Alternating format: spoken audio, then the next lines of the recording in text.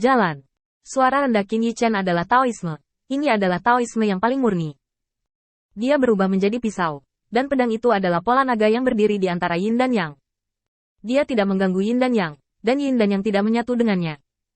Lambat laun, hitam dan putih Yin dan Yang di sekitar Qin Yichen menjadi semakin luas. Dari seperti cakram gerindra, secara bertahap menjadi satu. Bintang dalam hitam dan putih.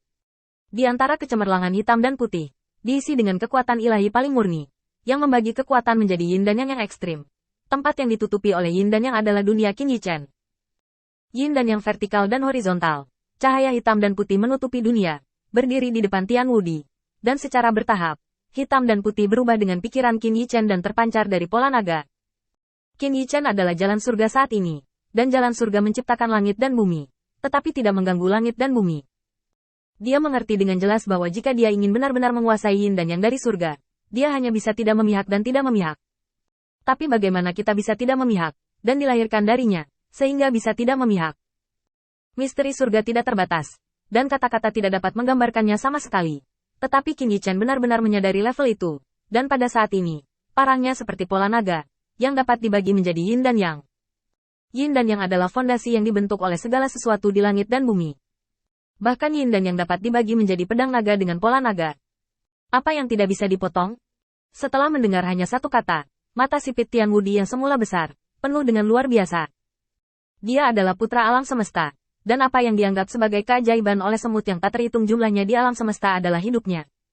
Tetapi bahkan jika dia tak terkalahkan di dunia, dia belum pernah melihatnya. Semut hanya bisa menggunakan sebatang dupa untuk meledakkan kekuatan untuk melampaui ranah kaisar. Invincible tidak bisa membayangkan, bagaimana ini bisa terjadi? Tanda seru. Alasan mengapa semut disebut semut adalah karena semut tidak mungkin menguasai kekuatan ini. Sebatang dupa. Hanya sebatang dupa. Ini lebih cepat daripada dia melintasi perampokan kaisar. Belum lagi kekuatan ini di atas prestise kaisar. Mengikuti kejutan Tian Wudi, dia melihat bahwa Yin dan Yang hitam dan putih masih berkembang dan terdistorsi. Dan sudah ada bidang bintang yang luas. Kamu tidak bisa melakukannya. Putra Baize juga tidak bisa mengajarimu. Ya, siapa yang mengajarimu? Tanda seru. Inkarnasi Tian Wudi tertegun. Untuk pertama kalinya, dia tidak bisa lagi mempertahankan olok-olok menyendiri. Tetapi wajah Qin Yichen hanya polos, dengan apatis di dataran, dan mulutnya seperti suara. Kamu tidak mengerti. Qin Yichen benar-benar mengerti bahwa ini adalah kagungan surga, yang disebut Tianwei, yang secara alami melampaui kaisar. Karena Di Wei adalah salah satu dao yang berkultivasi berada di atas 10.000 dao.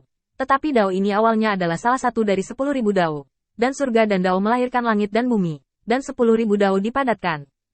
Bahkan ini bukan hanya kekuatan kaisar. Fuxi adalah kaisar manusia. Dan Fuxi menciptakan kitab perubahan. Yang pertama dari 10.000 kitab suci.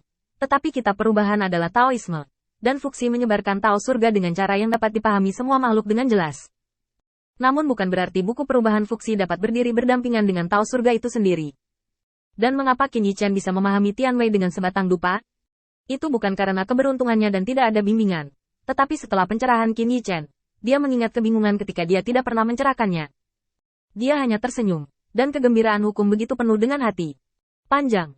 Mungkin, hanya butuh beberapa saat. Sama seperti, tidak peduli seberapa jahat seseorang, ketika dia memiliki hati nurani. Itu mungkin hanya tindakan kecil, hanya tampilan yang naif. Tidak perlu lama-lama memikirkannya bagi orang fasik, hati nurani sudah ada di hatinya, sebentar saja. Karena jalan surga selalu ada, tidak pernah berubah. Tian Wudi tidak akan memahaminya, karena dia sendiri memiliki bakat kilat di alam semesta yang membuat makhluk hidup kagum dan kagum.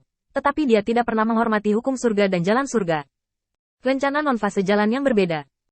Pada saat itu, Qin Yichen bahkan mengerti mengapa Bai Guanxing sangat enggan untuk berbicara tentang yang tak terkalahkan.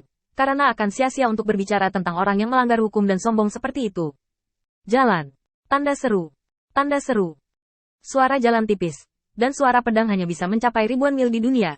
Tetapi sangat halus sehingga ada di mana-mana. Seperti jalan surga. Tidak pernah mau direnungkan. Tetapi ada di setiap sudut dunia. Gemuruh. Cahaya hitam dan putih terus terdistorsi. Dan kekuatan Yin dan Yang saling bersilangan. Ini adalah gangguan Yin dan Yang, menghancurkan fondasi tatanan dunia. Dimanapun ia lewat, bintang-bintang runtuh. Di bawah ledakan suara keras, dengan mata Tian Wudi yang sangat terkejut, seluruh aula umum runtuh. Aula umum Qin Yichen di Wentiangwan dianggap sebagai aula bergengsi, dan memiliki tentara elit pada hari kerja. Aula jenderal besar megah dan megah, Tetapi pada saat ini, saya melihat cahaya hitam dan putih bersinar dari aula, merobek kubah menjadi berkeping-keping, dan menghancurkan dekorasi emas suci. Yin dan yang seperti cakram gerindra, melenyapkan segalanya, dan yin dan yang lebih seperti pusaran tornado, melahap segalanya. Ketika kecemerlangan hitam dan putih melonjak, sepertinya membuat seluruh Wentianguan bergetar, yang membuat Ke Wenjing yang berdiri di depan kuil Wentian tertegun, dan kemudian wajahnya tiba-tiba berubah. Tidak, itu tidak baik. Kakak ini istana Dao hukum runtuh. Ke Wenjing juga dapat dianggap sebagai banyak kemajuan. Pada saat ini, dia tidak hanya berseru dengan linglung, tetapi buru-buru mengambil stik drum di sebelah kuil Wentian dan memukul genderang perang dengan tiba-tiba. Ketukan genderang, ritme genderang berbeda, dan perintah militer simbolis juga berbeda. Tetapi pada saat ini genderang seperti guntur dan sakelar listrik, menderu dan tumpul, membuat para dewa dan pelangi terbang di Wentianguan, yaitu Ke Tiangxuan yang terkejut dan orang-orang kuat lainnya. Dan ketika mereka melihat aula umum besar dihancurkan menjadi bubuk oleh badai hitam dan putih, mereka semua tercengang. Ke Wensan tidak bisa menahan diri untuk tidak menatap. Ini. Kakak ipar. Dia tidak tahu bagaimana mempraktikkan kenakalan dan keluar dari masalah. Terpesona. Tanda seru. Putri Wenxing terbang dengan cemas. Dia langsung tidak senang ketika mendengar ini. Dia langsung menendang kakak laki-lakinya. Ke Wensan, kamu gila. Ke Wensan tidak berani mengatakan apa-apa, tetapi selain bertanya kepada Tiangwan, mereka bertanya kepada Tiandian. Aula umum besar, yang dapat disebut Istana Dao dari kuil pertama, terfragmentasi. Apalagi yang mungkin selain mendapat masalah? Tanda seru. Ke Tiangxuan dan Ke Yuheng berdiri di udara, melihat hitam dan putih yang sangat murni. Semua janggut perak berkibar. Mereka tercengang dan mata dewa mereka bersinar. Bahkan menatap Yin dan Yang Taichi terlalu lama, dan kemudian melihat ke tempat lain. Mata dewa mereka tampaknya berasimilasi, dan mereka hanya melihat segala sesuatu dalam hitam dan putih. Seperti sumber paling mendasar antara langit dan bumi. Ini adalah Yin dan Yang dari surga? Beraninya kamu mencoba mengendalikan kekuatan surga.